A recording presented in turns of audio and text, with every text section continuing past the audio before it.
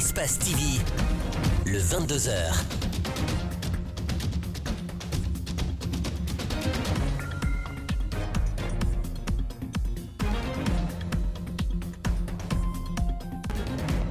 Bonsoir à tous, très heureuse de vous retrouver et bienvenue dans cette grande édition d'information. Tout de suite, le titre.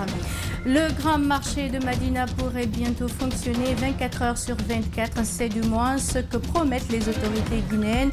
Une réunion d'information et de réflexion a réuni ce mercredi l'ensemble des acteurs économiques et de la sécurité autour du ministre du Budget. En prison depuis l'an 2000, la famille de Tahir Diop plaide pour sa libération. Opérateur économique, Tahir Diop, selon son épouse, il serait aujourd'hui, selon le bon vouloir de certains hauts perchés du pays qui se seraient accaparés de tous ces biens. Vous l'entendrez dans ce journal.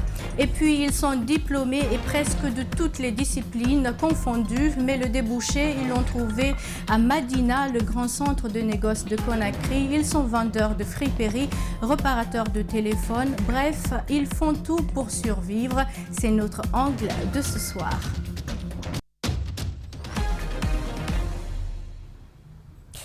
Encore une fois, bienvenue à tous. Les fidèles chrétiens catholiques ont entamé ce mercredi le carême pendant 40 jours.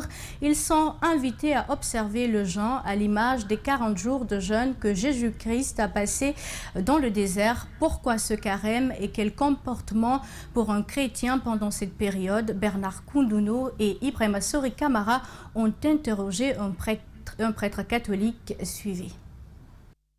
C'est l'une des périodes les plus importantes chez les chrétiens catholiques. Ce mercredi, appelé mercredi des cendres, marque le début de 40 jours de jeûne et de pénitence pour les fidèles. Ce moment est aussi observé par les chrétiens de Guinée. Les 40 jours de jeûne ont bien une origine biblique. Selon ce serviteur, c'est une période qui reflète les 40 jours de jeûne passés par Jésus-Christ dans le désert. Nous avons les 40 jours que Moïse a passés à l'Horeb, la fuite du prophète Élie qui fuyait la colère de Jézabel et qui est allé donc à la montagne de l'Horeb. Et puis il y a les 40 jours que Jésus lui-même a passé dans le désert avant de commencer sa mission pour se renforcer de la force de Dieu. Pour mieux passer ce moment de pénitence, il est recommandé aux chrétiens de s'abstenir de manger pendant toute la journée, intensifier des prières discrètes. Le chrétien a l'obligation d'adopter un comportement décent pendant ces 40 jours. Quand tu jeûnes, tu dois faire 3 moments. Tu fais l'aumône. En faisant l'aumône, que ta main droite ignore ce que fait ta main gauche. Que ta main gauche ignore ce que donne ta main droite, afin que ton aumône reste dans le secret. Ton Père voit ce que tu fais dans le secret, tu le revaudras. Toi, quand tu pries, enferme-toi. C'est beau, ça, retire-toi au fond de ta maison. Ferme la porte et prie ton Père qui est présent dans le secret. Ton Père voit ce que tu fais dans le secret et tu le revaudras. Pendant cette période, plusieurs autres recommandations sont faites aux chrétiens. Le mois de carême prend fin par la célébration de la fête de Pâques dans toutes les églises catholiques du monde entier. Rendre le port de Conakry compétitif et attrayant est un impératif aujourd'hui pour les autorités du ministère du Budget, aux opérateurs économiques en passant par la douane ou encore les agents de la sécurité. Tous se sont réunis ce mardi pour adopter le projet visant à faire fonctionner le grand marché de Madina 24 heures sur 24. Les commerçants ont soulevé des préoccupations liées à la sécurité, au transport et surtout à l'éclairage du marché. Les promesses leur sont faites pour rendre le climat des affaires favorable. Mamadou Sadio Baldé pour plus d'explications. La douane est un maillon essentiel dans ce circuit. Son directeur général se fait le devoir de souhaiter la bienvenue à toutes les parties prenantes. Encore une fois, nous vous souhaitons à tous la bienvenue. Tout le processus est détaillé dans un document soumis aux acteurs intervenant dans le projet. Le ministre du Budget se dit prêt à faire exécuter l'instruction du président de la transition. Ce que nous voudrons aujourd'hui, c'est que les marchandises de nos braves commerçants de Madina soient livrées aussi au-delà de 20 h jusqu'à 5 h du matin à Madina.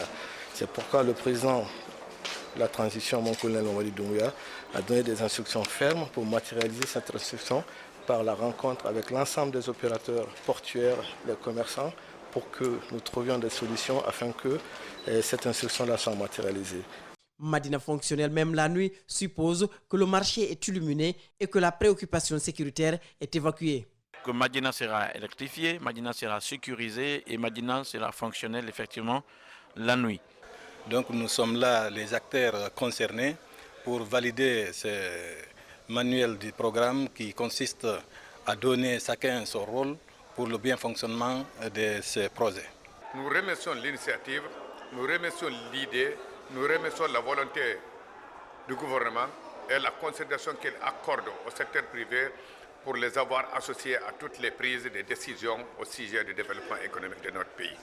Le haut commandant de la gendarmerie nationale et ses services ont tout suivi. Ils attendent un plan de travail pour se mettre au service des opérateurs économiques. On s'adaptera, quelle que soit l'organisation que les gens mettront en place, et on fera en sorte que le volet sécurité, qui constitue déjà le souci majeur de tout le monde, que ce volet ne connaisse aucune difficulté, aucune défaite. Plusieurs services opèrent au port de Conakry. Le succès du projet dépend de la performance des structures qui y travaillent. Si nous avons la possibilité de sortir les conteneurs 24 heures sur 24, ça nous permet de gagner en temps et d'augmenter le volume de travail. Quel a été l'impact du Covid-19 dans le secteur minier, notamment l'exploitation minière artisanale? Pour répondre à cette question, une étude a été menée récemment par des acteurs de la société civile. Dans ce sens, un rapport provisoire de l'étude a été présenté aux acteurs du secteur ce mardi. L'objectif est de recueillir des recommandations afin d'améliorer son contenu. André Mossier-Milimono et Aboubakar Keke Bangoura pour plus de précisions. L'apparition de la pandémie de Covid-19 a durement impacté les chaînes d'approvisionnement du secteur minier artisanal en Guinée. Les acteurs du secteur ont enregistré d'énormes pertes à cause de la maladie, raison pour laquelle Action Mine Guinée, en tant qu'actrice de la société civile, a réalisé cette étude. Pour un premier temps, les préfectures de Kouroussa, Mandiana et Massanta ont été visées. Il y a des femmes quand même qui ne font que ça comme travail, qui nourrissent des enfants dans ces conditions-là. Donc il fallait voir comment est-ce que nous, on pourrait apporter une réponse de la manière dont Covid a impacté et comment est-ce que le gouvernement, et encourager le gouvernement à prendre des initiatives allant dans le sens d'améliorer les conditions de vie. Du rapport provisoire, il ressort que des mesures ont été prises par les acteurs pour contenir la maladie. Cela n'a pas empêché des impacts négatifs dans le secteur tels que la perturbation de la chaîne d'approvisionnement, la diminution du niveau de revenus des artisans, l'augmentation du niveau de précarité économique des femmes, entre autres. Au niveau de l'exploitation artisanale, quand il n'y a pas d'entrée et de sortie libre comme ça, les produits pour la fonderie manquent. Les produits qu'on utilise pour la fonderie, le matériel. Donc ça augmente le coût de production et ce qui fait que les gens sont plus ou moins découragés. Économiquement, ils perdent. Pour renforcer la résilience dans le secteur minier artisanal, des recommandations ont été faites, notamment encourager les acteurs à la formalisation pour bénéficier d'appui. Les acteurs impactés ont salué la démarche et espèrent une implication des autorités. Leur activité, nous l'avons saluée. Il faut se le dire parce que ce qu'ils sont en train de mener aujourd'hui, c'est l'un de nos rôles clés, franchement. Et ça vise même après mine. Parce que le fait d'abord de former les femmes qui sont les plus vulnérables dans les zones minières, c'est une vision d'avenir. Un rapport final incluant toutes les recommandations sera produit les mois à venir. Les autorités de la transition bénéficient d'un soutien de financement d'1 milliard de dollars de projets dont 700 millions ne sont pas encore décaissés. Un économiste félicite les bénéficiaires, même s'il rappelle que cela ne profite pas aux ménages. Dr Alassane Makanera Kake exhorte le gouvernement à en faire une bonne gestion. Djibril Ba, Tierno Sadouba. 6 mois après le coup d'État en Guinée, le président de la transition a reçu la directrice des opérations de la Banque mondiale pour la Guinée. L'entretien a tourné autour de la relance des partenariats entre l'institution et la Guinée qui était suspendue au lendemain du putsch. Pour la chef de la délégation de la Banque mondiale, les autorités de la transition donnent suffisamment de garanties pour la poursuite des opérations. Tout ce qu'on peut, comme si c'est la banque qui gère, mais ce financement ne touche pas directement le ménage.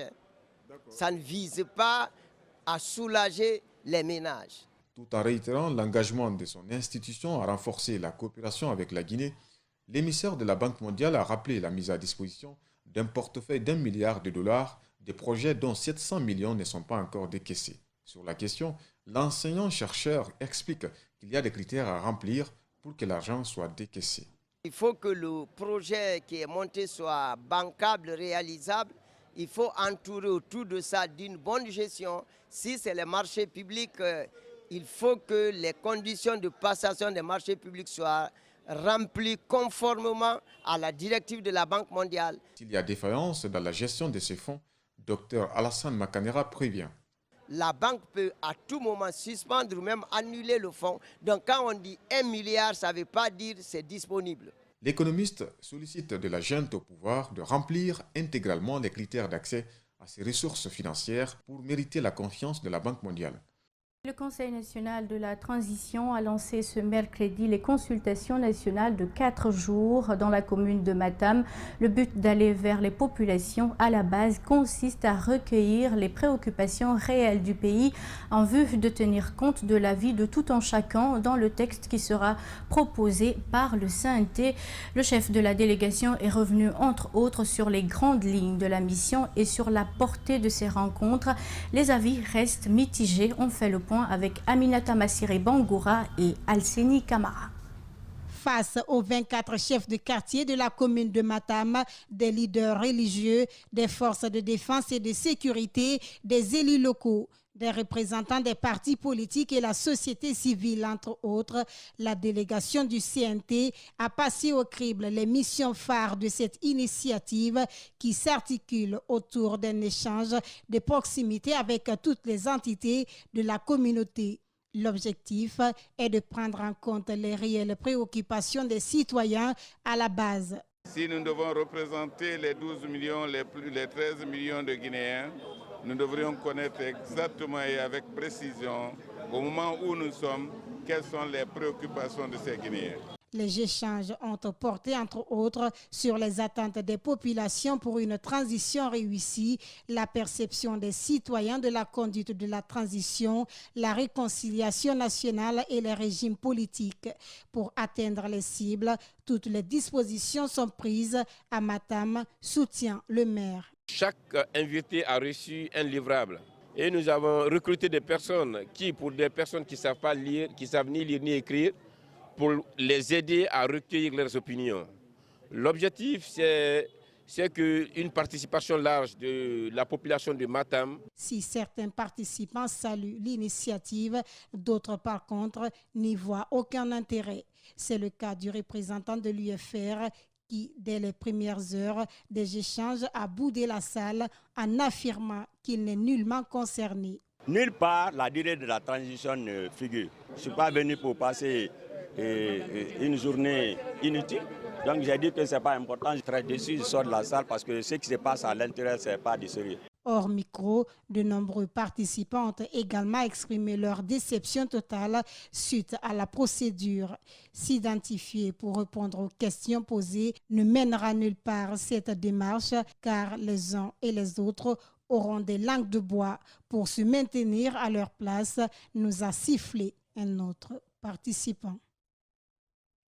Je vous le disais également en titre, la famille d'un entrepreneur sénégalais emprisonné en Guinée réclame la régularisation de sa situation. Inculpé pour concurrence déloyale, Tahir Diop serait en prison depuis 2000. Plusieurs responsables du pays seraient impliqués dans son arrestation. Rosaline Goto-Monemou et Ali Ouba. Tahir Diop est un investisseur sénégalais. Il a racheté plusieurs domaines à Conakry et à l'intérieur du pays, notamment la cité ministérielle. D'après les informations fournies par ses proches, il a aussi racheté l'usine de Fria, ainsi que Air Guinée. Sa femme pense que c'est à cause de ses avoirs qu'il a été arrêté. Elle soupçonne certains cadres du pays d'être impliqués dans son arrestation. Même général Namouri est dans ses maisons. On m'avait rendu la vie impossible. Général Baldé. Tous ces généraux, il n'y a pas quelqu'un qui n'est pas dans ses maisons. Général Idi Amin, c'est lui impliqué. C'est lui était ministre de Transport et Commerce. Gare voiture qu'il a pris, c'est qu'il a laissé avec ses jeunes frères AS, d'ici Dakar, Mali, Bamako. Tous ces transports, ce sont les véhicules de Diop. Il y a le colonel même, Biche, Ibrahim Sori, qui est Semat adjoint, c'est tonton qui était à Kassa, il était avec eux. Même notre chef de corps actuel, colonel Sangaré, il me menace. Tahir Diop a été emprisonné quand son fils que vous voyez en image n'avait que 2 ans. Les seuls souvenirs qu'il a de son père, ce sont ses photos et les témoignages entendus sur lui. On peut remplacer un bien, mais on ne peut pas remplacer un père. Grandir sans un père, sans figure paternelle, sans un homme qui te conseille. Ma mère me donne des conseils, mais elle ne peut pas me donner des conseils sur tout. Son fils Josué dit compter sur les nouvelles autorités pour la régularisation de sa situation. Je demande vraiment au colonel Mamadi Doumbouya de nous aider, de nous faire justice. On ne lui demande pas de l'argent, on ne lui demande pas une maison, on lui demande juste la libération d'un être humain. Inculpé pour concurrence déloyale, dit-on, Tahir Diop serait en prison sans procédure judiciaire officielle, raison pour laquelle l'ordre de mise en liberté qui lui avait été accordé en février 2020 par le tribunal de première instance de Dixine n'avait pas été exécuté. En région, une jeune dame a été victime de viol collectif en ce début de semaine au quartier Bordeaux, dans la commune urbaine de Cancan. Les 7 jeunes présumés violeurs sont actuellement détenus à la garnison militaire du camp Soundiata Keïta. Alpha Omar Koïta. Ces présumés violeurs, au nombre de 7, ont été présentés à la presse ce mardi par la garnison militaire du camp Soundiata Keïta de Cancan. Ils sont accusés d'avoir abusé d'une jeune dame à tour de rôle dans le fleuve Milo, comme on peut le constater dans cette vidéo amateur. L'acte s'est produit à Bordeaux, un quartier périphérique de la commune urbaine. C'est aux environs de 19h ce lundi lorsque j'ai reçu l'appel d'un inconnu me demandant de venir au secours d'une fille qui aurait été agressée par des jeunes au fleuve. C'est ainsi que j'ai mobilisé mon équipe. Une fois sur le lieu,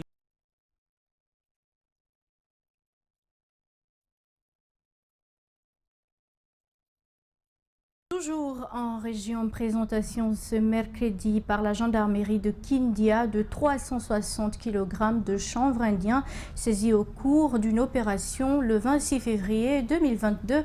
Un coup de filet réussi par la brigade de recherche grâce à la collaboration des populations. Reportage Aboubakar Ouaye Touré et Djibril Kamara.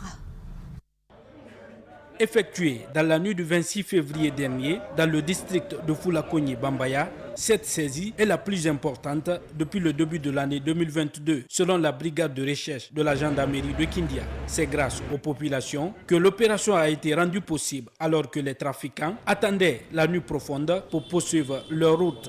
C'est dans ce véhicule de marque Mercedes-Benz immatriculé AA 9628 que le sieur Aboubakar Kamara a été arrêté avec 8 colis correspondant à 360 kg de chanvre indien à Foulakogne Bambaya. Auditionné, il déclare avoir reçu ces colis d'un ressortissant guinéen du nom de Fadoua Condé depuis la République de Sierra Leone et qu'il a volontairement accepté d'acheminer à Kindia. Interpellé sur les lieux de la saisie, le principal mis en cause nie les faits. Ils sont venus me prendre comme ça, ils m'envoient comme ça. Ils savent le propriétaire, c'est devant eux que le propriétaire a fui là-bas. Ils n'ont pas pu arrêter ces derniers, ils sont venus m'arrêter moi. Tu t'es retrouvé dans ça? Non, je ne connais même pas le propriétaire du véhicule. Les investigations effectuées, il ressort qu'il existe des indices graves et concordants pouvant entraîner des poursuites à l'encontre du sieur Aboubakar Kamara pour détention, trafic, vente de chanvre indien. En conséquence, il sera dès après cette présentation déféré en même temps que les pièces à conviction devant monsieur le procureur de la République près le tribunal de première instance de Kindia pour répondre de ses actes. Pour le commandant de la gendarmerie de Kindia, cette opération dénote de la volonté de son équipe à traquer les malfaiteurs hors de la préfecture. C'est pourquoi nous demandons à la population de Kindia de nous fournir toutes les informations à travers notre numéro vert, le 125, pour que nos unités puissent efficacement intervenir. Donc nous sommes là, nous sommes à leur disposition, nuit et jour. Dans la lutte contre le banditisme et le trafic de stupéfiants, des patrouilles nocturnes sont organisées ces derniers mois dans la commune urbaine et périphérie de Kindia. Autre chose dans cette édition, la Guinée dispose de peu de centres de visite technique. Celles qui existent peinent à fonctionner normalement. Rares sont les automobilistes qui soumettent leurs engins au contrôle technique. Conséquence, bon nombre d'accidents de la circulation sont dus à l'état défectueux des véhicules. Un constat alarmant qui a attiré l'attention du ministre des Infrastructures et des Transports qui s'est rendu dans un centre de visite technique pour s'assurer de son fonctionnement effectif. Mamadou Kalisso et Tierno Sadouba. La visite technique fait partie du code de la route. Elle permet de s'assurer que le véhicule soumis au contrôle est dans un état satisfaisant d'entretien, qu'il est en bon état et qu'il répond aux conditions imposées par la réglementation. Cette visite permet également de contrôler les émissions de CO2 et particules fines qui sont nuisibles à la santé des citoyens. C'est dans ce cadre que le ministre des Infrastructures et des Transports a visité ce mercredi un des rares centres du pays. J'ai été fortement impressionné par la qualité des infrastructures qu'ils ont mises ici et également par la qualité des hommes qui servent ces infrastructures-là.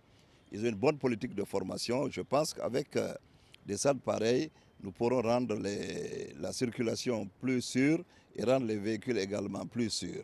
De nombreux accidents de la circulation enregistrés en Guinée sont dus à la vétusté des engins. Le ministre des Infrastructures et des Transports dit être conscient de cet état de fait. Il promet. Nous allons adapter la réglementation parce que le contrôle technique est prévu dans le code de la route. Donc c'est des problèmes d'application qu'il va falloir résoudre et nous allons nous y mettre. Dans ce centre, le contrôle technique s'effectue sur la base de 75 points pour les véhicules légers et 90 points pour les poids lourds. La périodicité de contrôle technique pour les véhicules légers et poids lourds est d'1 an pour les véhicules de moins de 8 ans et 6 mois pour les autres. Pour un départ, il y aura un gros travail de sensibilisation parce que les gens doivent d'abord savoir que le contrôle technique il est utile pour l'automobiliste. Les tarifs sont très abordables parce qu'une visite technique ne coûte que 220 000 pour un véhicule léger. Et ta visite technique, tu la passes une fois par an pour les véhicules de moins de 8 ans et 2 fois par an pour les véhicules de plus de 8 ans. Pour un automobiliste qui paye déjà les réparations, le carburant, 220 000 en une année, je ne pense pas que c'est cher payé. La visite technique des véhicules fait partie des défis du secteur des transports en Guinée. Les premières initiatives sont restées vaines et sont mortes de leur belle mort par manque d'accompagnement. Parlons éducation à présent pour dire que depuis les années 2000, les programmes dispensés dans toutes les écoles d'enseignement préuniversitaire n'ont jamais été révisés, nous apprend l'Institut national de recherche et d'action pédagogique. Ils sont anciens selon l'INRAP qui s'est fixé un objectif de les réviser ou les actualiser en tenant compte de plusieurs critères. À date, plusieurs matières dispensées à l'école primaire, le collège et le lycée ont été révisés. Les résultats des premières activités ont été présentés ce mardi à l'INRAP. Justin Leno et Dibril Kabak Kamara pour le compte-rendu. Dans ce qui le qualifie d'innovation, 3 matières dont l'anglais, l'histoire et la géographie et enfin la langue arabe sont à date révisées par l'INRAP en tenant compte de l'actualité. Il faut dire que nous nous donnons en terme le début de l'année 2022-2023 pour que tous les programmes et les manuels scolaires soient stabilisés pour que l'enseignant et l'élève en situation de classe aient de nouveaux supports pédagogiques conformes à ces nouveaux programmes. L'initiative de l'Institut national de recherche et d'action pédagogique s'élargit jusqu'au niveau des supports. À cet effet, des manuels pédagogiques aussi sont préparés et même le personnel enseignant doit être formé. La formation continue des enseignants qui est déjà en œuvre par le service national de formation continue, qui est un service de collaborateurs qui travaille dans ce sens-là.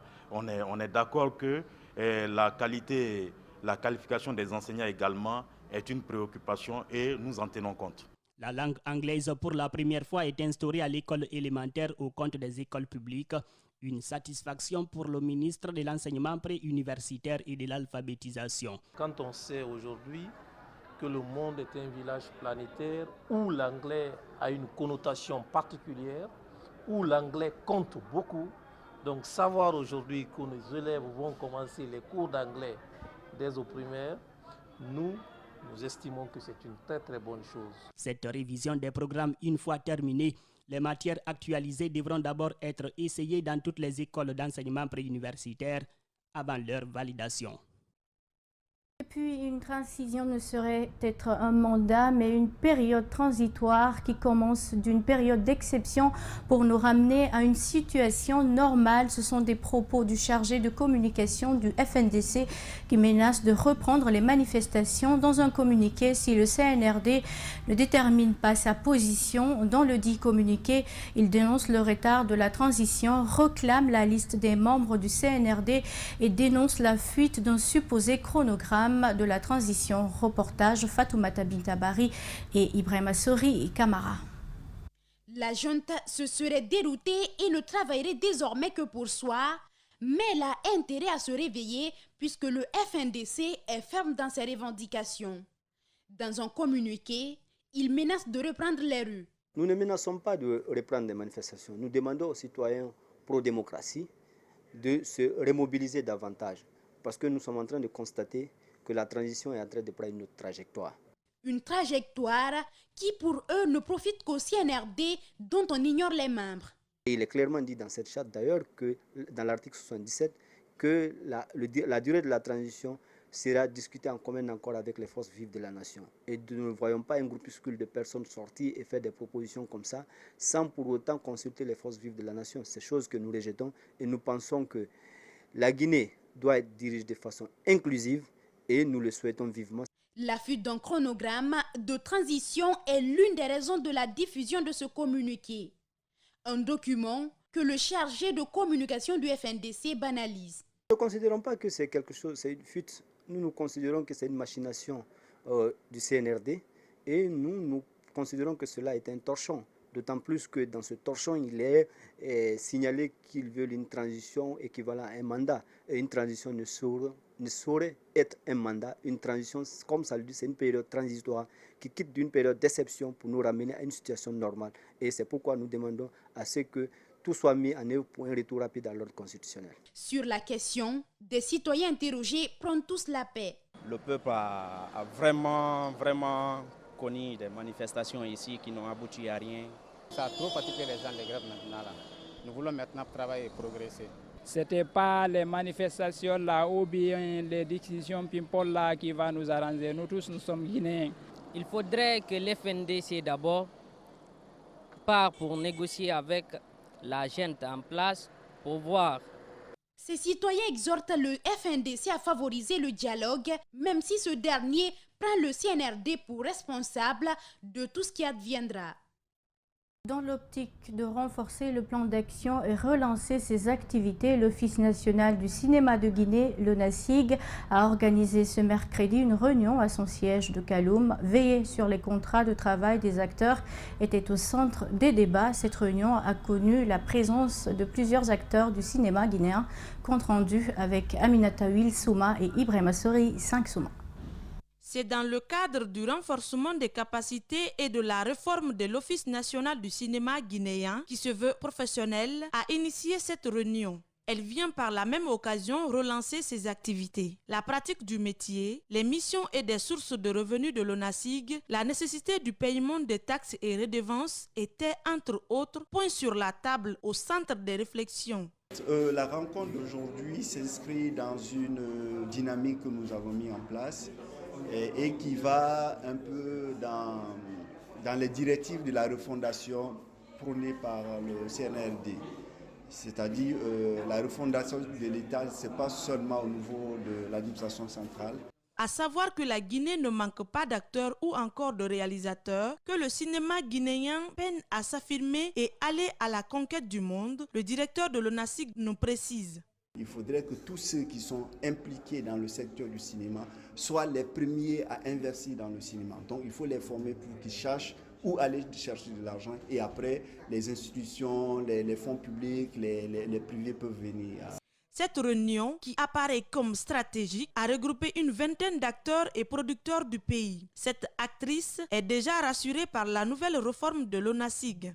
Dans un domaine donné, je crois quand on est informé des textes de loi, quand on connaît ses droits et ses devoirs, je crois que la faisabilité devient très facile. Selon ce producteur, le cinéma étant le 7e art, se veut autonome en Guinée. Il rajoute qu'il n'est pas satisfait du constat. Et aujourd'hui, vous avez vu, tous ces bâtiments apparemment ont été rénovés, sauf l'ONASIG. C'est une manière d'omission et c'est une manière de dire que le cinéma n'a pas de sens en République de Guinée. Comme l'indique le slogan de l'ONASIG, le cinéma doit financer le cinéma en Guinée. C'est pourquoi Noël Lama promet de s'investir et lance un appel à tous les décideurs pour que le cinéma guinéen puisse aller de l'avant. Et dans un instant, c'est l'angle de la rédaction.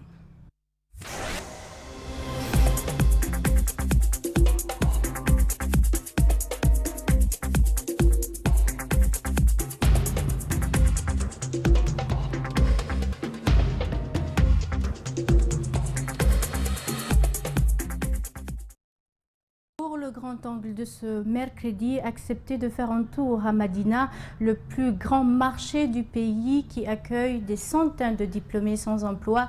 Là-bas, on rencontre des diplômés en banque et assurance, en informatique, en histoire, surtout en sociologie, fatigués de faire des concours ou tout simplement de rester à la charge des parents. Madina, ou le bureau des diplômés sans emploi, c'est un reportage de Mamadou Saliouba. Plonger dans le plus grand marché du pays, c'est accepter de se perdre dans une multitude de ruelles. S'offrir un environnement grouillant et rencontrer non pas des diplômés en commerce, mais dans bien d'autres domaines. Je suis diplômé en banque et finance. Diplômé en animation socio-culturelle. Diplômé en droit. Je suis diplômé en programmation. Je suis diplômé en philosophie. Ici, c'est le symbole du chômage, le garage de tous ceux dont le gouvernement peine à trouver de la place dans l'administration ou dans les entreprises. À première vue, tous ont fait le choix de se lancer dans le commerce. Mais allons à Bordeaux, l'une des parties les plus populaires du Madina, l'endroit où on vend des téléphones occasion. Ici, trouver des diplômés sans emploi est plus facile que de trouver une batterie. Depuis 2007, je suis diplômé en droit depuis 2007. J'ai fait assez de démarches pour trouver un emploi, mais impossible. Parce que là-bas, si tu n'as pas de relations au niveau de l'administration, tu n'as pas accès. Sinon, j'ai fait beaucoup de tests. J'ai même essayé pour l'armée aussi, impossible. Alors, il trouve le salut dans le commerce. L'espoir de trouver un emploi après plus de 13 ans de démarche l'a déjà quitté. J'ai perdu l'espoir en fait. J'ai perdu l'espoir parce que depuis 2007, j'ai essayé beaucoup de tests. Toujours impossible. Je suis même allé jusqu'à Cancan pour faire un test ici. C'est impossible jusqu'à présent. C'est pas eu. Découragé de faire des concours, Kanté ajoute aujourd'hui à son diplôme de droit un autre, celui de l'école de la vie. J'ai commencé par prendre avec les mains, ici, des batteries, un tas dans les mains. Après, j'ai commencé par ça. Je suis venu après sur un petit table, sur la terre. J'ai monté un peu jusqu'à aujourd'hui parce que j'ai essayé aussi l'aventure. Je suis parti jusqu'en Angola, mais on m'a rapatrié, je suis revenu. Mais il ne faut pas encore rester là. Faire tout pour ne pas rester à la charge des parents qui ont financé leurs études. À quelques mètres de là, Étienne Guilavogui est dans l'attente d'une bonne nouvelle. 3 ans dans le chômage, 3 ans aujourd'hui qu'il étale sa petite marchandise sur la célèbre rue de Bordeaux. Ce n'est pas ici seulement que je suis intéressé, parce qu'on a fait des concours dans la fonction publique, nous sommes juste à l'attente de ces résultats et quand il y a la positivité des résultats, on s'en va. En attendant, il est condamné à rester ici. Pour son image, il demande à ne pas filmer son activité. C'est parce que quand vous filmez les activités, mes marchandises que je vends, ça peut faire un peu de désillusion à moi-même, parce que ce n'est pas ma place. Ce n'est pas non plus celle de Amadou Diallo. Diplômé en banque et finance, sa place, c'est dans une banque ou dans les grandes sociétés, avec une tête bien soignée et un costume qui force le regard. Mais cette apparence d'employé aisé, Amadou Diallo doit encore l'attendre. Mais en me voyant comme ça, tu vas me considérer comme un illettré qui ne connaît rien, n'est-ce pas? Mais tout se passe dans la tête, est-ce que tu vois? Mais diplôme, il y a toi à la maison, mais que Dieu nous aide, nous la jeunesse. Obligés de faire des affaires loin des grandes entreprises, ce n'était pas leur choix. Mais avec le chômage, les diplômés sans emploi sont contraints de se bousculer avec ceux qui n'ont jamais été à l'école, qu'ils considèrent parfois supérieurs côté financement. Chaque jour, je réfléchis, je dis ici, c'est pas ma place. Personne, si les gens me voient ici, même moi, deux fois, j'ai honte. Parce que ce n'est pas ma place, je ne devrais pas être là. Je suis là parce que ça ne va pas. Quelques mètres plus loin, dans un décor peu reluisant, Bakary Dansoko, diplômé en programmation, tente d'oublier ses nombreux échecs. Depuis 2011, il cherche à trouver un emploi dans les banques et dans les grandes entreprises. Mais l'embellie se fait toujours attendre. Vous savez, c'est une question relationnelle à Guinée. Évidemment, dès que tu finis les études, il faut que tu sois parrainé par quelqu'un. Si tu n'as pas les moyens ou tu n'as pas une personne qui te soutient moralement, bon, dans tes démarches aussi, bon, c'est pas facile. À la différence des autres diplômés sans emploi, Dansoko, lui, exerce le métier en lien avec la formation qu'il a suivie à l'université. Mais capable d'installer des caméras vidéosurveillance, des systèmes d'alarme et des détecteurs de mouvement, il sait que sa place est ailleurs. C'est ça, mais l'État guinéen n'accompagne pas. On veut uniquement aller étudier au Maroc, soit en France, pour pouvoir considérer ton diplôme. Mais une fois fini ici, on te dit, bon, toi, tu es dans la poubelle. Il y a tout ici chez moi. Voilà. Grand t-shirt, Lacoste, body, débardeur, il y a tout avec moi. Aujourd'hui, il est difficile de connaître le nombre de diplômés sans emploi qui trouvent refuge au marché de Madina. Et chaque année, ce sont plusieurs jeunes sortis de l'université qui y prennent place, augmentant ainsi le taux de chômage qui dépasserait les 50%. Voilà qui met fin à cette grande édition d'information à tous. Merci de l'avoir suivi.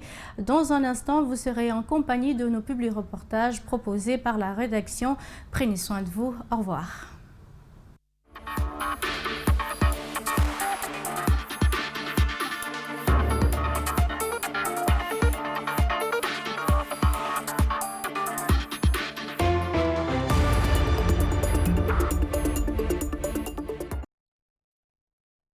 La cérémonie inaugurale de l'agence de la banque UBA a commencé par un grand carnaval dans la ville de Zérékouré avant que le cordon inaugural ne soit coupé ce mardi matin par l'autorité régionale.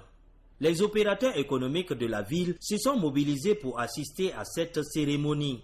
Pour le directeur général de UBA Guinée, son institution bancaire est bien prête à apporter de la nouveauté dans le cadre de la banque à Zérékouré. I can assure you without a doubt, je peux vous assurer sans aucun doute, dear inhabitants of Zérékouré, chers habitants de Zérékouré, that our presence in the region will be full of discoveries, que notre présence dans la région sera pleine de découvertes and will revolutionize the way of carrying out banking business. Et nous allons révolutionner la manière de faire la banque ici. Our presence is part of a customer satisfaction approach.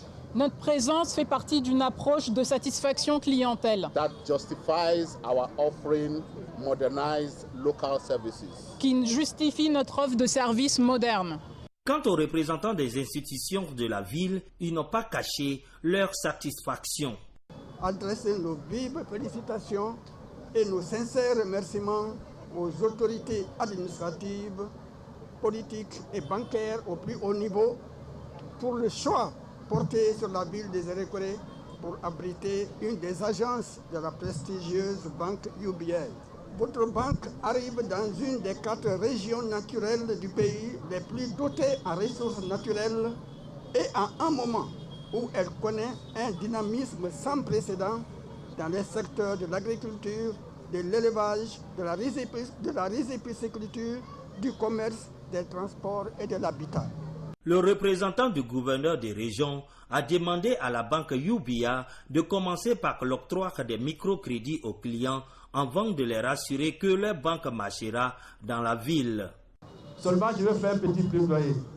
Est-ce que votre banque va porter un petit crédit pour les fonctionnaires afin de permettre de faire un petit logement? Si cela se faisait, vraiment, ça allait aussi augmenter notre chance à 0 Corée. Vous verrez qu'à 0 Corée, vous n'allez pas regretter. A rappelé que la banque UBIA a fait un don de fournitures scolaires aux élèves du lycée général Lassana Conté des Zérékouré en guise de soutien aux efforts des parents.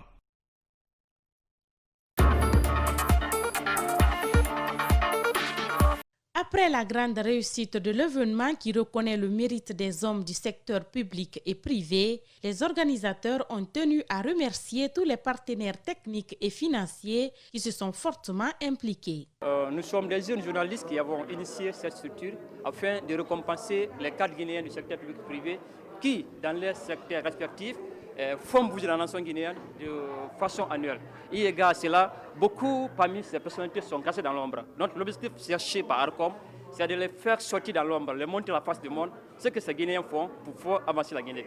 Cela permettra à la Guinée de connaître un décollage économique, de connaître une avancée mondiale, de connaître vraiment son élan dans le conseil des nations. Ému par cet acte, le fondateur de Sabari FM affirme ne pas être surpris et promet de toujours accompagner la presse guinéenne dans son ensemble. C'est le mérite qui a été récompensé. Quand on aura passé 30 ans dans un métier et avec 800 000 francs guinéens, bâtir un empire médiatique 20 ans après, je ne peux qu'être heureux. Pour le directeur général, cette 4e édition a connu des hauts et des bas. Eugène Kapi-Balamou rassure que la 5e édition sera meilleure. On va s'y mettre ensemble avec les membres de la structure ARCOM et comprendre cette année, 4e édition, qu'est-ce qui n'a pas marché. Ce qui n'a pas marché vraiment, le point faible là, cette année, vraiment, ce sera un nouveau point, ce sera vraiment un nouvel élan afin de pouvoir connaître, retracer les éléments du passé pour se retrouver au sérieux de la nouvelle édition. Parce que chaque année, c'est un nouvel élan, chaque année, c'est une nouvelle perspective, chaque année, c'est une continuité pour pouvoir aboutir vraiment à donner des prix distinctifs à ces cadres qui méritent de façon honorifique, de façon annuelle. Selon les organisateurs, l'objectif de la structure ARCOM est de réunir chaque année les hommes du secteur public et privé à travers une cérémonie pour distinguer les meilleurs.